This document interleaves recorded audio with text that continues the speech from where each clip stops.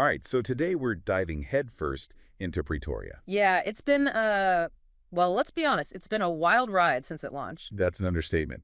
This whole land ownership thing, it's really shaken up Splinterlands. For sure. I mean, it's not just about collecting cards anymore, right? Now you've got a whole virtual world to manage. Exactly. It's like suddenly Splinterlands went from a card game to like a strategy game on a whole other level. A strategy game with real stakes. We're talking about NFTs, digital land ownership, the whole nine yards. Right, and that's what we're really digging into today, the ins and outs of this Pretoria land grab. Exactly, because there's a lot to unpack here. And whether you are an early adopter or you're just starting to dip your toes in, understanding the mechanics of this thing is crucial.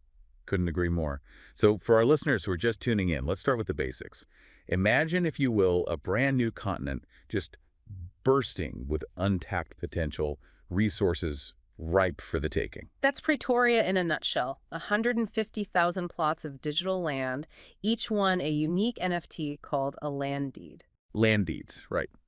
And those deeds, they're kind of like the keys to the kingdom, right? But what's interesting is how they're all grouped together. You've got it. You've got individual plots, right? Those are grouped into tracts, then tracts form regions, and then regions make up territories. So it's like a whole hierarchy of ownership, almost like countries within continents. Exactly. And that hierarchy, that's where things get interesting from a strategic standpoint, but we'll get into that a bit later. Okay, so let's say you're one of the early birds, right?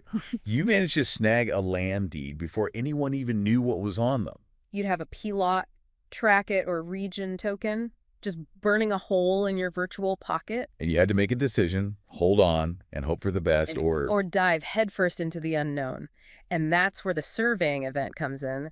Suddenly, all those land deeds, they weren't just tokens anymore. they were actual pieces of land with unique characteristics, terrain types, the whole shebang. The surveying event, that's where things got really interesting. Suddenly, you weren't just holding a deed, you were looking at your very own piece of Pretoria. And each plot had its own unique characteristics, right?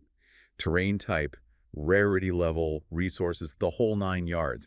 It's what separated the wheat from the chaff. Absolutely. Terrain alone, that could make or break your strategy. Right, because a fire card on like a tundra plot isn't going to be as effective as, say, a water card. Exactly. Each terrain type, whether it's forests, mountains, even caldera, they all offer unique bonuses to specific Splinterlands cards. So you really had to analyze your land, figure out which cards would thrive. And it went even deeper than that, because on top of terrain, you had the rarity level of each plot. Ah, yes. Just like the cards themselves, right? From common all the way up to legendary. Precisely. And the higher the rarity, well, the more resource-rich the land. Meaning your workers, those trusty Splinterlands cards we all know and love, they'd be extra productive. It's like finding that perfect plot of farmland, you know? Fertile soil, bursting with potential. Could be the difference between a decent yield and a bumper crop. So a legendary plot, that's like hitting the jackpot. In a way, yeah. And then, of course, you've got the resource types themselves, natural, magical, occupied, each one influencing what you could produce down the line. Okay, so we've got our land. We know what kind of terrain it is, its rarity level. This is where the real strategy comes in, right? Yeah. Figuring out how to maximize those resources. Exactly. But before we get too far ahead of ourselves, remember those tokens we talked about? The P-lot T, Track T, and Region tokens?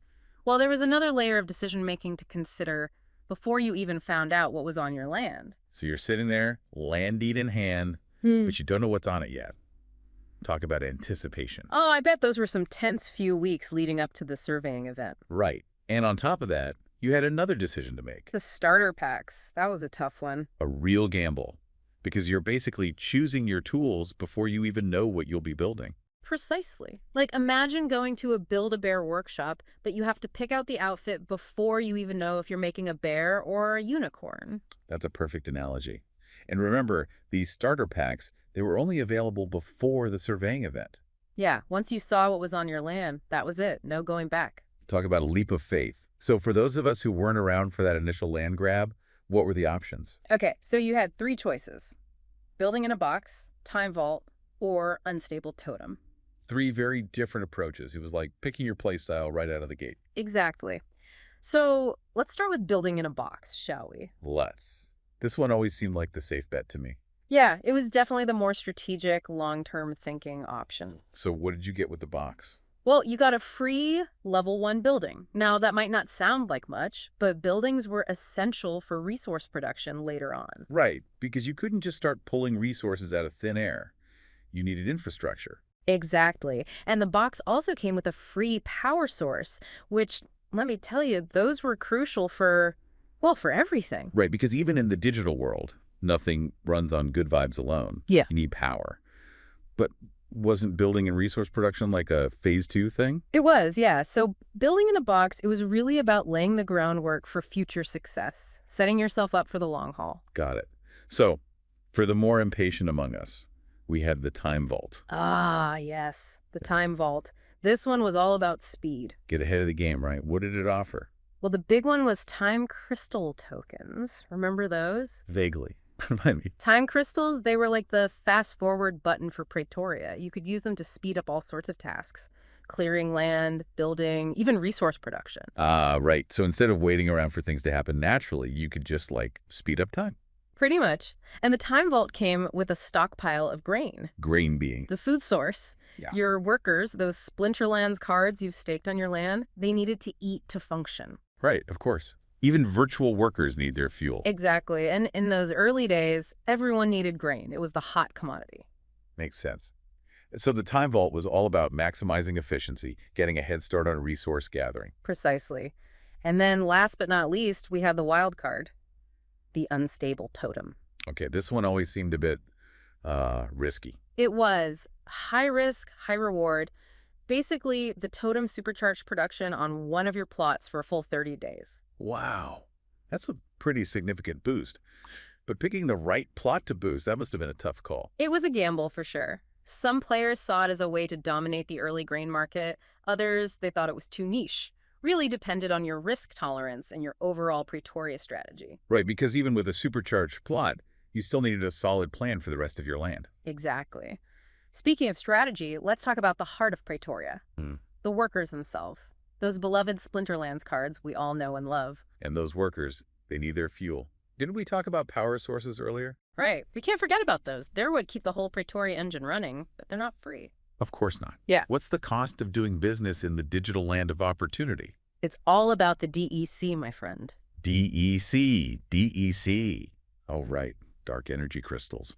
The lifeblood of Splinterlands. Exactly. You got to stake your DEC to power up those power sources. Think of it like, I don't know, paying your electricity bill, but instead of keeping the lights on, you're keeping your virtual workers working. Makes sense. Ah, So the more DEC you stake, the more power you have, the more your workers can produce. you got it. But here's where the strategic layer comes in. DEC staking. It's tied to regions, not individual plots. Oh, interesting. So it's not enough to just have a power source on your plot. You need to make sure the entire region has enough juice. Precisely. It adds a whole nother level of planning to the game. You might have this amazing plot of land, perfect for resource production, but if the surrounding region is starved for DEC, you're going to be in trouble. Right. It's like having a factory in the middle of nowhere with no electricity. Exactly. So you've got to think strategically about where you stake your DEC. Okay, so we've got fueled-up workers, a powered-up power source. Okay. Now, walk me through how things actually get done on our virtual land. We've talked about production points or PP, right? Right. Those are key. Everything in Pretoria, from clearing a plot of land to producing resources, it all requires PP. So it's like a giant progress bar. And the faster those PP rack up, the faster things get done. Exactly. And remember how we talked about those rarer cards having higher PP output? Oh, yeah. Our friend, the Lord Arianthus. He's really earning his keep in Pretoria. You bet. But even with a team of Lord Arianthuses, you can't escape the basics.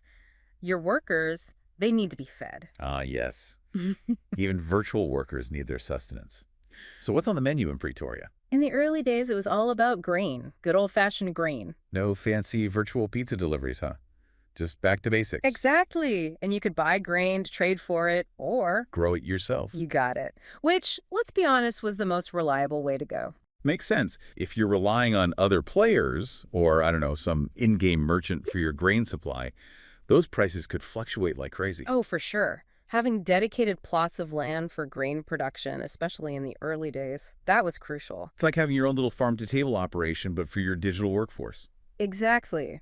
Control the food supply, control the workers, control your destiny in Pretoria. I like it. Okay, so we're feeding our workers, we're clearing land.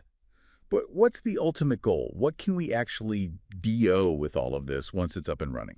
That's where things get really exciting. Early on, you had three main options: farming more grain for profit, mining SPS tokens. SPS, right, the governance token for all of Splinterlands. So you're saying that my little plot of virtual land could actually help me earn more influence over the entire game. Precisely. It's a brilliant system, really. Instead of just passively earning SPS like in the old days, you had to put your workers to task mining it from your land. So the more you put into Pretoria, the more you get out of it. Not just in terms of in-game resources, but actual influence over the direction of Splinterlands. Exactly. It gave a whole new meaning to owning a piece of the game. I can see why people got so hooked. So grain, SPS, was there anything else? Ah, that's the best part. There was one more option for your workers, a little more, shall we say, enigmatic. Okay, you've got my attention. Lay it on me. You could dedicate your workers to researching the secret of Pretoria. The Secret of Pretoria sounds like something straight out of an Indiana Jones movie. It kind of was. Nobody knew exactly what the secret was, but the possibilities, they were tantalizing. So what, like a massive treasure hunt? Everyone working together to uncover some hidden prize? Something like that. Each territory, remember those from our little geography lesson earlier? Each territory had its own piece of the puzzle to unlock. And players contributed by dedicating their workers to research, right? So it wasn't just about individual gain, it was a collective effort. Precisely. It was this really cool social experiment almost. Like, could we get thousands of players from all over the world to work together towards a common goal, even if nobody knew what the heck that goal was? And what about the rewards? Were there any clues about what people might find? Rumors were flying. Some players, they thought it might be a massive airdrop of new super valuable assets. Others, they thought it might unlock entirely new game mechanics or something. So even beyond the day-to-day operations of running your land, there was this overarching mystery, this shared goal that connected all Praetorians. Exactly. And even if you weren't in it for the grand prize, being an early researcher, it came with its own set of perks. Like what? Well, there were these research tokens awarded for your contributions. Nobody knew what they did at the time, but... But rumors persisted. Oh, absolutely. People were speculating like crazy. Most figured they'd be crucial for, unlocking the later stages of the Secret of Pretoria project, whatever that turned out to be. So those who took the risk on research early on, they'd have a head start on whatever came next. Smart move. And of course, there were the prefix titles. Ah, yes. Gotta love a good title. Right.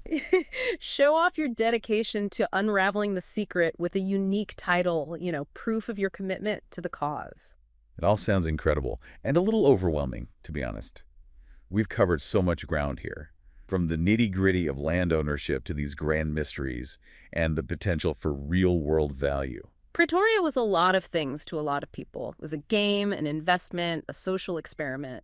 But more than anything, it was a glimpse into the future. A future where digital ownership, it's not just some niche concept, it's a fundamental part of our lives. Exactly. Pretoria forced us to ask the question, what does it really mean to own something in a digital age? And while the answers are still being figured out, one thing's for sure, it was a heck of a ride. It certainly was. From surveying our land to fueling our workers to unraveling those secrets, we've really dug deep into the world of Pretoria today. And who knows what the future holds for this digital frontier? That's the beauty of it, right? The possibilities are endless. For the deep dive, this is Host Name signing off. Until next time, keep exploring.